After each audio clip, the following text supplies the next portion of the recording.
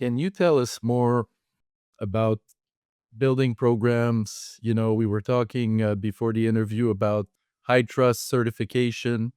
I'd love to hear your thoughts on your experience there and how to build these programs. At Xperity, I had the chance to build a security program from the ground up. At Age of Learning, I inherited an existing program and strengthened it. And I think both scenarios teach you different lessons.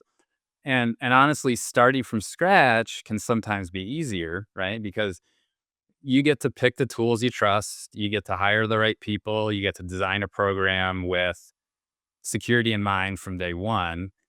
But, and I know this from personal experience, it's also where people can make the biggest mistake, which is trying to force controls in quickly without executive buy-in and without business alignment. And, you can move fast and shove things in, but if the business isn't aligned, you're going to find yourself fighting uphill every single day. People will see security as slowing them down rather than protecting the company. So, I think the real playbook starts with understanding the goals of the business. So before you talk about frameworks or tools, you need to know what matters to the company, what level of risk they're willing to accept.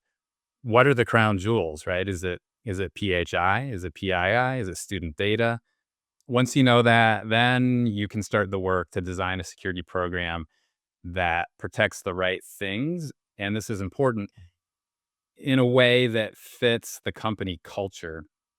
And so, you mentioned high trust, and I just want to be clear about the certification part. So, if we're talking about high trust, ISO, SOC 2, the certification itself isn't the goal, right? It's just a baseline. It means an external auditor looked at what you're doing and said, yes, this meets a minimum standard. Useful for sure, but it's not the win, right? The real win is everything underneath that certificate.